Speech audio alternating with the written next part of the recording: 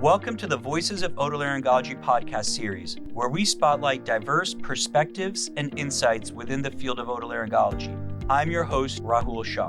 Today, we have a special episode focused on advocacy and legislative affairs in otolaryngology. Joining us are Harry DeCabo, Director of Advocacy at the Academy, and Dr. Kayla Hicks, who serves as the SRF Committee Representative for the Board of Governors Legislative Affairs Committee and as a Legislative Representative for the SRF Governing Council. Together, they will explore the vital advocacy work occurring in our field and its impact on otolaryngologists and the patients they serve. Let's jump into it. Hello, I'm Kayla Hicks. I'm a PGY4 ENT resident at the University of North Carolina and our Academy section for Residents and Fellows Board of Governors, Legislative Affairs Alternate Governor. Here with me today is our Academy Director of Advocacy, Harry DeCabo. Hi, Harry. Hi, Kayla. Pleasure to be here. It's a pleasure to have you. To start off with, what does advocacy really mean? Tell me what it means on the ground level. I think advocacy is actually very simple. Advocacy, generally speaking, is really just making your voice heard to decision makers, meaning the people who have the power to make the change that you're seeking. And really the devil's in the details on how to effectively manage and direct your advocacy. That's really the key. But advocacy in general, it's very simple. It's making sure that the people who have the power to make decisions for you and your community hear your voice and understand your concerns. I think that's an excellent description of it. I think that from the physician's perspective and the physician's standpoint, it really is just telling people who have no idea what we do on a day-to-day basis, legislators, their representatives, what it's like to be a doctor, what it's like to see patients, and the things that affect our day-to-day life that they can actually make decisions about. And I think it really goes hand in hand with the patient-physician relationship where I have information that you don't have and you have information that I don't have. And so the best way for us to do our jobs is to share that information, which is why we're so thankful for people like you. From your That's perspective, 100% correct. From your perspective, why is it even important for physicians and especially residents to advocate, to be engaged in advocacy? Well, I think you kind of touched on it, Kayla. You, as physicians, are first and foremost clinical experts. You are experts in a field that is very complicated and difficult. And so what that means is you have very critical information that lawmakers, legislators absolutely need to know. They are making decisions every day about how you practice medicine and the kind of care that patients receive in this country. And it's vitally important that physicians speak up in that process. And remember as well, you're not only speaking up for yourself, you're also speaking up for your patients, who, for many populations of patients, do not have the capability, do not have the power to speak up for themselves. And so you're kind of serving two constituencies there, both yourselves as physicians and the patients you treat. That's extremely powerful. You have their best interests in mind, and decision makers, lawmakers, they know that and they respect that. I think you hit on the probably most important thing for me from an advocacy perspective is that this really goes hand in hand in general with us treating our patients. You can go through 4 years of undergrad, 4 years of medical school, 3 to 6 years of residency, and be a good doctor, but you can't fix everyone's problems. And sometimes there will be problems like access to care, insurance, access to subspecialists that just you as a physician are incapable of fixing. And that's creating a huge void in the care that you can provide for your patients. And I think that from a very novice perspective, that's where advocacy comes in for me, is that it gives me that opportunity to take that extra step and say, this is as far as I can get as a clinician and a surgeon, but I can do a little bit more. And I think that is where sort of advocacy falls for me. Is that consistent with what you think? Yeah, 100%. And from the resident perspective in particular, I'll add that whenever I'm in meetings, whenever I have a resident in a meeting with me, with a lawmaker or otherwise, I actually really appreciate a resident being there. And I know that everybody in the room, in those meetings, legislator or staff, really appreciate a resident's perspective. First and foremost being that I find that residents have a lot of enthusiasm still for one, getting into medicine, and two, for patients. There's just something about young people in their residency. They still have so much fire in them. They still have so much passion that just fills up the entire room with whatever conversation is being had. And so that is truly invaluable. And again, hitting all these great points. Um, it really kind of brings to the forefront that as young people and as young residents, it's super important for our voices to be heard, because often the things that we are passionate about are going to be different than the things that older otolaryngologists are passionate about. And it's going to continue to change generation to generation because all of our experiences are different. The current generation of up and coming otolaryngologists practices have been shaped by COVID-19, shortages of physicians, shortages of supplies, and all of our ideas, all of our thoughts, and the things that we're passionate about are really shaped by our experiences. And so it's very vital to have the different perspectives of all of the stages along a career. And so I think that's where our residents in particular can step in, because we tend to, from my perspective, tend to be more passionate about things like access to care, healthcare equity, and things like that. So I really appreciate you saying that. Yeah, that's right. And to take it a step further, not only do residents have a different perspective and a different set of issues that they might care about as compared to, say, older physicians who are farther along in their practice. In fact, a lot of things that are being talked about right now in state legislatures and in Congress really going to have matter more to residents than, say, a physician who's nearing the end of their practice. At the end of the day, residents still have a long way to go in their career, and that's a great thing. But what that means is policies being debated today are going to have the biggest effect on future physicians, and that includes residents. Whereas someone older who is further along in their practice, maybe close to retirement, they might care about the issues, of course, but at the end of the day, it's not going to affect them as much as their time in medicine and practicing is farther along and perhaps maybe coming to an end.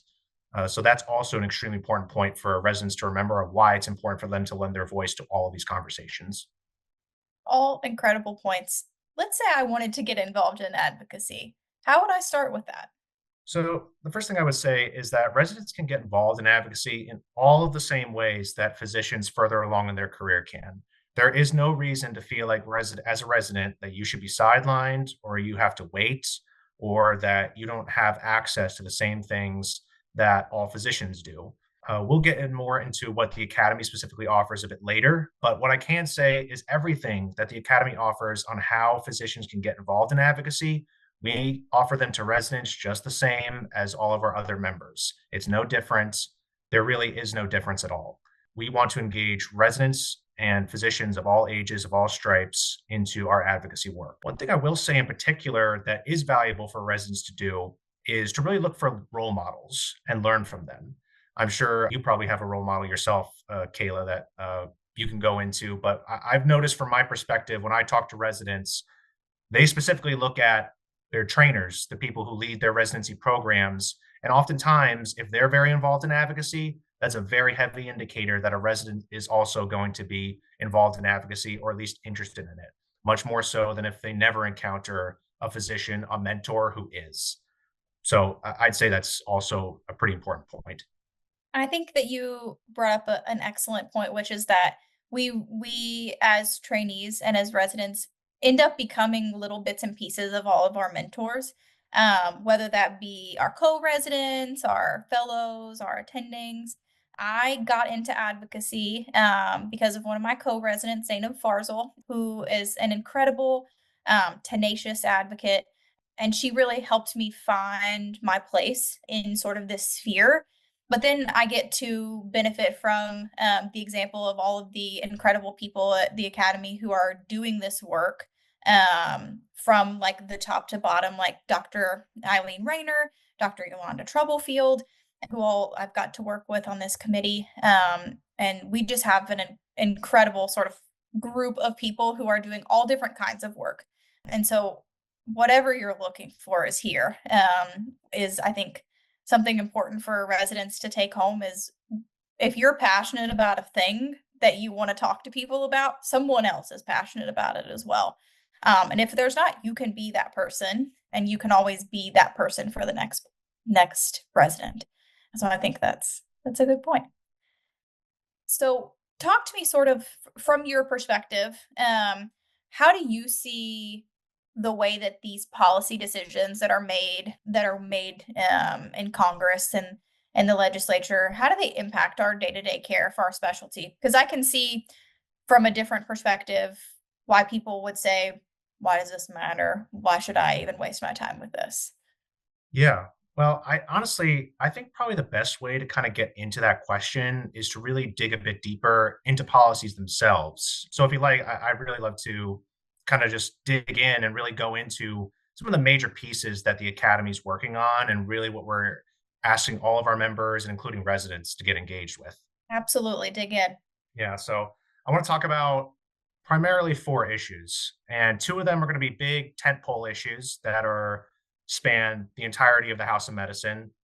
One of them is going to be otolaryngology focused, and another one is going to be resident focused. So I'll start with the two big tentpole issues. First one being Medicare physician payment. Kayla, I'm not sure if you've gotten a chance to learn about this issue in some way, but I imagine you have. A little bit. Yeah. I don't get paid too much quite yet, but know enough. Yeah, exactly. So if you've engaged with any of the Academy's advocacy, our materials, or really any physician organization's advocacy, the AMA, for example, you're going to have heard about this issue, and it really is a big deal. So to break it down simply, the Medicare physician fee schedule, which comes out of the Centers for Medicare and Medicaid Services, it essentially determines what physicians are going to be paid for the services that they provide to Medicare patients.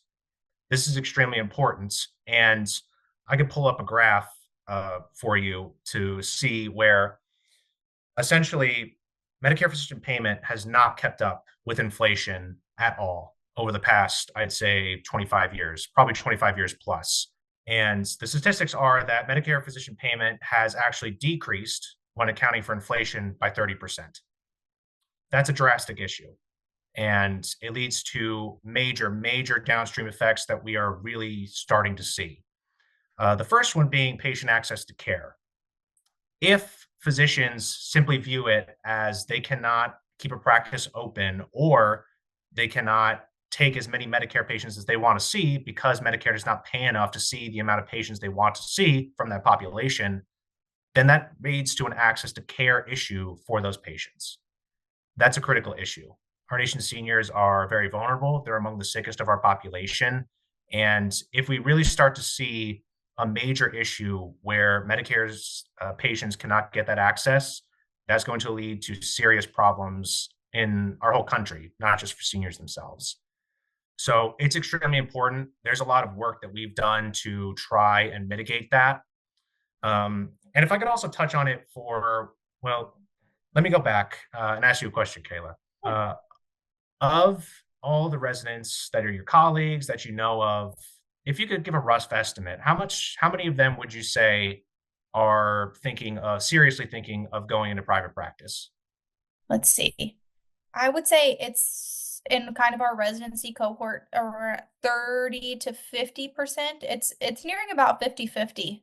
Yeah. Okay. Well, that sounds right in line with what we're seeing from otolaryngology in general, right about 50-50. But the fact that you're saying that if it's trending in one direction or another, it's below 50 is also what we're seeing. We're seeing a heavy, heavy decline in the amount of private practices across all physician specialties, but otolaryngology is also going in that direction. And that really that's a testament to the fact that this system is unsustainable. We do not tell physicians to have one practice setting over another. That is up to every individual physician on how they want to practice medicine. However, the fact that it's very clear that the ability to go into private practice is becoming increasingly untenable, that's a problem. And that's something we want to address. And look, even if you're a resident and you're seriously considering not going into private practice, it wasn't even a serious concern for you. You were always going to work for a hospital or a big network, and you don't think you're going to see a lot of Medicare patients. That's one thing.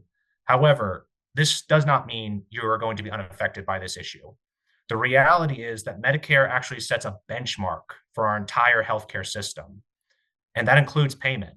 So if you are going to private practice, but you don't expect to see many Medicare patients, and you're going to see a lot more of the private payer side, well, so yes, private payers do pay better than Medicare. However, what they pay is often a direct function of what Medicare pays. So if Medicare keeps going down, private payer reimbursement is going to keep going down. So it's not, you do not come out unscathed. You are going to be affected. And this includes services too. If Medicare covers a service, chances are private payers are also going to start covering that service. So Medicare does act as that unofficial benchmark to our entire healthcare system. And that's why it is so important for us to get involved in this issue and make sure that physicians are made whole and adequately reimbursed for the care that they provide. Because one, again, this is patient access to care issues. If physicians are not adequately reimbursed for the care of this population, we are going to see a decrease in the access to care for this population. And then again, on the private practice side, we simply want physicians to be able to practice in the setting that they most prefer. And increasing reimbursement is going to be a heavy importance way to do that. Wow. Even kind of being familiar with that as sort of one of the Academy's priorities, you put it into so much context that I don't think that I had ever had before. And you really hammered it home with it doesn't matter what your priorities are, this will affect you. If you're going into private practice and you just want to do your 9 to 5, it will determine how much your patients pay. It will determine how much your patients can even see you. It will determine what things you can even do and get paid. But if you're one of the people like us who also feel passionate about other things like access to care, changes in Medicaid are going to de-incentivize people from seeing patients with Medicaid, Medicare, people who already have trouble getting medical care. So it doesn't matter what your priorities are, this is going to affect you. And you put it so eloquently. Thank you. That's all 100% correct. And just to hammer the point home further, even if you're planning to work for, say, a hospital system, that's where you want your career to go. You're absolutely passionate about that. That's amazing. That's great. But again, consider the massive amount of vertical integration, the amount of consolidation that has happened in the healthcare sector. And that includes hospitals, that includes health systems. So what that means is you want to work for a hospital, but because all these hospital systems are now very, very large, they consume massive parts of many cities. They are the only hospital system in many major metro areas. If that's where you want to live, then that's your only option. So that decreases the marketplace value of physicians' bargaining power to argue for better pay, for better salaries. If you're the only, if one hospital or one health system is the only game in town for a physician to be employed, then you are at the behest of that hospital system of how much you are going to be paid and how much you are going to be reimbursed for the care that you provide and the value that you provide to that hospital/health system. So again, this is extremely important, and it's our number one priority. And I'd say it is the number one priority of the House of Medicine. It's truly that important. I think that for a lot of reasons, it sounds like it should be the most important. Not to mention the fact that it's, like you said, it's going to affect us all, no matter how you practice or where you practice. Can't run from it. Hit me with your other tent poles. Yes. So the other major tentpole issue is prior authorization. This one, again, I'm sure you're very familiar with this issue, Kayla. I'm sure you could probably rattle off dozens of stories of how you've had to wrestle with an insurance company to get coverage for payment for care for a patient that absolutely needed it. I can tell you a quick story. Just in case you thought that if you reach some point in your career, you no longer have to deal with this issue, Dr. Bruce Scott, who is the president of the AMA and an otolaryngologist, he was recently on a podcast. He told us of an issue very recently where he submitted a prior authorization for a patient to get a CT scan of the piriform sinus, which an otolaryngologist knows is in the neck. There was a growth in the piriform sinus. So he submitted it. The care was denied. He goes to the peer-to-peer, and the peer-to-peer review. Turns out he's not talking to a physician. He's talking to a nurse practitioner, first of all. And so take a guess. What do you think the reason for the denial was? Oh, they had no idea where the piriform sinus was. Well, they didn't say that directly, but they basically admitted that by saying the patient had to fail nasal spray first. Oh my goodness. Oh gosh. Yeah. Okay. So this is what we're up against. We're facing insurance companies that are trying to essentially practice medicine by dictating what care patients should or should not receive and in what order, when the reality should be that physicians should be dictating what the care is that a patient receives. So again, close number two, this is extremely, extremely important for us for, again, patient safety, patient care concerns. Patients need to be getting the treatment as quickly as possible that they need. At the end of the day, prior authorization leads to care delay, which leads to worse health outcomes, and that's truly unacceptable. And then from the physician perspective, this leads to burnout and administrative burden for you guys. It's totally unnecessary, and it's a huge problem. So I can tell you of legislation that we actually have supported this Congress. It is called the Reducing Medically Unnecessary Delays in Care Act. And essentially what this bill would do is it would actually make it illegal for what the situation that I just described with Dr. Bruce Scott, where he waited to peer and it wasn't actually a true peer. It was a nurse practitioner. So require a board certified physician in the same specialty as the requesting physician to sign off on the prior authorization request when it goes to peer. And this is directed to Medicare Advantage plans in particular, but we do hope to see, if this does pass, we do hope to see this spread across our system in general. So there are other measures that we also support in the prior auth space, but that's just one snippet for you on what we're doing in that space. And gosh, that's just so important. Just like we were talking about at the beginning, we do all these years of training and we work so hard for these people, and to recommend a CT scan for a piriform sinus cancer and to have that denied is just gutting. And it often just sort of makes you feel like you have nothing else that you can do. And it's difficult to be sort of here on the front lines with these people, for lack of a better term, doing the work for someone to basically put a price tag on this patient's life. And it's hard to have like argue these points with people who don't do what you do day to day. And so I'm just incredibly grateful that we're getting some movement on that. And that obviously people like you are supporting it. Yeah, absolutely. And trust me, on the Medicare Advantage side, they're among the worst offenders of prior authorization and administrative burden. I could go into a very long tirade on everything that's going on in the Medicare Advantage space and why it's a huge problem for our healthcare system. We don't have time for that right now, maybe in a future podcast, but this is extremely important stuff. So we're happy to be at the forefront fighting this. So I'll move on to the third issue. So this is the one that is very specific to otolaryngology. And this is universal screening for congenital cytomegalovirus in newborns. I'm sure you're well aware, Kayla, congenital cytomegalovirus is one of the leading causes of non-genetic birth defects in babies. And one of the hallmark features is progressive and permanent hearing loss. So that's something that you guys see a lot, you treat with. So that's something that the Academy has made a priority. And it's a really good issue for us to really hit legislators, hit the hill with and talk about, as the reality is it's unfortunately a disease that not many people know about. I'll be honest that until I started working here, I didn't know about it. Yeah. So there's a lot of education to be done on this. And so the legislation that we're supporting on this issue in Congress is called the Stop CMV Act. Mm-hmm. And so what this bill does is it creates a grant program that will incentivize states to conduct CMV testing in newborns within 21 days of birth. And if they do set up that protocol for their healthcare centers, their birth centers, then they are eligible for the grant funding to pay to administer those tests. And as we know, the 21 days is significant, as past that date, it's hard to know whether a newborn was born with CMV or not. So it's hard to determine if that's the appropriate amount of care.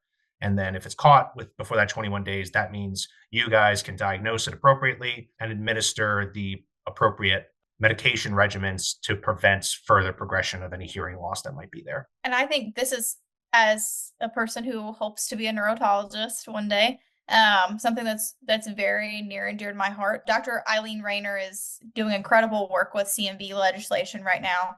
So I will, never be able to speak about it as well as she does. But for a thing that you don't know about as a layperson, it is absolutely devastating. And these children have this horrible risk of progressive, profound sensorineural hearing loss. And it's incredibly, incredibly important for us to be able to identify that, intervene if we can, but at the very least, be able to be aware of these children early on so that we can have intervention from them in sort of their critical language learning period. Because hearing intervention and being able to have access to language during that critical learning period is so important for your growth and development. And it even feeds back into what you've been saying the entire podcast, which is all of these things are not only for us, but for our patients. And so the Medicaid legislation, the Medicare legislation, having these people be able to get CMV testing, it all feeds in together because you just need to get to the patients, and we're doing the good work. And so I think I'm happy that we're kind of making progress on that. Yeah, absolutely. And the last one I'll touch on today, this is a very resident focused issue. So there's a bill that we are supporting in Congress called the Resident Education Deferred Interest Act. So you're probably aware, and most listeners are probably aware, that while you're in residency, you can defer payment on your student loans, which is a great thing. However, if you do that, that does not mean interest stops accruing on your loans. So while you're in residency, even while you're deferring payments, interest is going to continue to accrue. And depending on the type of loan you have, that interest could be very high. So that means you're further adding onto the pile of heavy student loan debt that most medical residents come out of school with. We're talking over $250,000 kind of in general for across the board for physicians. And sometimes could be a lot higher if you're talking about a surgical specialty such as otolaryngology. So with the READY Act, this bill would actually allow for residents to defer payment and interest accrual on their loans while they're in a medical residency program. So you guys would be able to defer payments, and interest would not accrue on your loans while you are in residency. And this doesn't all of a sudden alleviate the heavy loan burden that residents and medical students have to take on. That'll still be there, unfortunately, and it's a bigger issue that is going to have to keep being tackled. But this is one step in the right direction toward easing that burden and really ensuring that people see medicine as a viable option for them to go into if they want to. I think a big barrier for a lot of people who are interested in medicine is how much they have to go into debt to finish medical school and residency. I think, unfortunately, the loan issue being the initial barrier, and then you see all the issues we talked about earlier about prior auth and low reimbursement. We're talking to a lot of physicians across the spectrum, not just in otolaryngology, but across the spectrum, who are very wary about recommending the younger generation and even their own children to go into medicine because of the struggles that physicians now have to face, both when they practice medicine and then in the outset with how much debt they have to take on. It's quite a lot of burden. And so we hope with the passage of the READY Act, this is one step toward alleviating that burden. As a person whose parents are not doctors, who comes from a super rural area in Kentucky, you can't look at a $500,000 loan thing on your screen and not kind of have a heart attack a little bit every time. I was super fortunate to get to, a few years ago, talk to Congress with the American College of Surgeons about this specific thing. And my perspective is very different from a lot of people in that I didn't grow up with sort of that privilege, and the parental support for parental financial support that a lot of people who become physicians have. And so it becomes this barrier, it becomes a pipeline issue. And so people who grow up in these underserved areas, who grow up in rural areas, who grow up in urban and suburban areas that just don't have as much access to care, are really much more deterred from that medical school sort of hurdle by that $500,000 ticket than someone who has had financial support for their entire lives. And so then you're sort of self-selecting for this elite group of people who then want these prestigious subspecialty jobs and don't want to go work in rural Kentucky because they don't want to go live in rural Kentucky where they don't have anything around. And so you're creating this sort of self-propagating cycle where you don't have these people from these places, you don't have this demographic represented. And then you don't have the people who want to be primary care physicians in rural Kentucky. And so not only an issue with while we're becoming as educated as we can and as skilled as we can to take care of America for the future, we are also creating the cycle where patients are just going to continue to be underserved if we're not allowing people that are themselves underserved to become physicians. And I think that this is super near and dear to my heart personally. So I'm happy that we're seeing real movement on a thing that I got to personally speak to Congress about. So it's really exciting for me.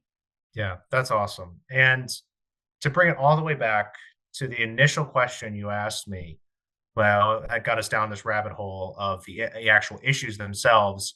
I think really once you dig on down into any of these issues, really any one at all that has to relate to healthcare, it always comes back to patient care. Every single one. That's primary objective number one. For the Academy, for every physician in this country, you can't escape it. Everything leads back to that. So it's unavoidable. So my answer to how policy decisions impact day-to-day patient care, every issue just does. That's just the reality. I think that you gave such a good summary of some really kind of confusing things if you're not always up to date with the things that are going on in legislation and the Academy. And I just really appreciate that succinct description. Of course. Sort of to wrap it up or start to wrap it up, what resources are there available for people who saw this podcast, got really excited what we're talking about, and want to start engaging in advocacy? Yeah, so the Academy has a few key resources that we really want all of our members and especially residents to get themselves involved in. The first is called the ENT Advocacy Network. And the big benefit of joining the ENT Advocacy Network is you're going to get access to a newsletter called the ENT Advocate. And in that letter, you're going to find every single advocacy update that the Academy is working on and how it affects you as an otolaryngologist. We put out that newsletter once a month, usually at the end/beginning of every month. And it's going to tell you everything that's happening in the federal level. We also give state updates. And then it'll also provide health policy updates as well. This is not the focus of this conversation, but I will say we do have another half of the advocacy department that's focused on what's called health policy. And that has to do with private payer advocacy, engaging with CMS, CPT/relative value update committee work, meaning how much physicians will get paid for particular procedures and that kind of thing, which is also extremely important for residents to know about and also get involved in. So you'll also get information about the advocacy work that the Academy is doing in that realm. So if you go to our website, you'll see Federal Legislative Affairs. You'll see under there the ENT Advocacy Network. You sign up for that, you'll be getting the ENT Advocate, and as well as access to opportunities on how you can get directly involved. We advertise that on there as well. The second program that we have is called Project 535. So Project 535 is what I like to call our key contact program with Congress. So what that means is our goal is to have one Academy member serve as a key contact for every single member of Congress. Hence 535, as there are 535 members of Congress. So for every house district, our goal is to have at least one member there who we can call on if we want to reach out to a office in particular. Obviously, us as staff can do that. We've developed relationships in Congress and we're professionals in that realm. However, it's always, always, always preferable to have a constituent reach out to an office about an issue and why they care about it. It's going to come across much stronger. It's going to have much more influence, and you're going to have much more power than we do. So that's an extremely important program that we're really trying to build up right now. We're kind of in the process of revamping it at the moment. So if you want to join, you'll be really getting at the ground level of a new program, essentially, that we're really trying to get off the ground. So please also on our website, you'll find that under Advocacy Project 535. You sign up and we'll be starting communications with you on what you can learn and how you can get involved in that regard as well. And I would also like to highlight what's called our state tracker program. So for a lot of these issues that I talked about earlier, yes, there's a heavy federal component to many of these, but a lot of these issues are often at the state level as well. You think about private payers, a lot of them are regulated by state law. You think about testing for CMV. There's a lot of states. I know you mentioned Dr. Rayner before. She lives in North Carolina. She's working on legislation for North Carolina to require the testing of CMV. So we're also very engaged at the state level. And depending on the issue you care most about, sometimes the state level is actually where you should focus a lot of your effort. Let's say, for example, you are also concerned about scope of practice. Otolaryngologists and many physician specialties are starting to see non-physician providers start to creep into what we would call medical care that they are not trained to provide. If that's something you've ever seen and that you're concerned about regarding patient safety, then you would actually want to be most involved at the state level. So what we have is the state tracker program. So if you sign up for that program, that's very state focused, where when you sign up for it, what we do is we have a partner with GovHawk. That's a system that tracks state legislation. And then twice per week, you're going to have access to emails that send you state-specific legislation. So let's say you're in Texas, for example, you're going to get all the bills that the Academy has identified as important for you to maybe take a look at in Texas. And so that's extremely valuable because when you have access to that information, rather than just us, it becomes a system where you're actually telling us what's important. And we want to hear from you what you're the most concerned with, what you want us to work on. And that's a very strong guidepost for us and something we really want to see. So I highly encourage everyone to also get involved in the state tracker program. And the last piece I'll also emphasize is the ENT Political Action Committee. The ENT Political Action Committee is an extremely important piece of our Academy's advocacy work. Essentially, what we do is we take voluntary contributions from any Academy member who wishes to contribute, and we use that money to support members of Congress who support physicians and particularly support otolaryngology. This is extremely important to the Academy's advocacy work, as it grants us the opportunities that we would not otherwise have to speak directly with members of Congress. Put simply, ENT PAC gives us the access to lawmakers that we would not have without it. It's extremely important. And there's a saying that I like to use a lot, that if you're not at the table, you're on the menu. And having a political action committee ensures that you're at the table for these very critical conversations. Because if you're not at the table, guess what? They're talking about you. And if there's somebody that needs to be cut to pay for something else, then you just might be that thing that gets cut. So I'll just leave it at that. It's extremely important.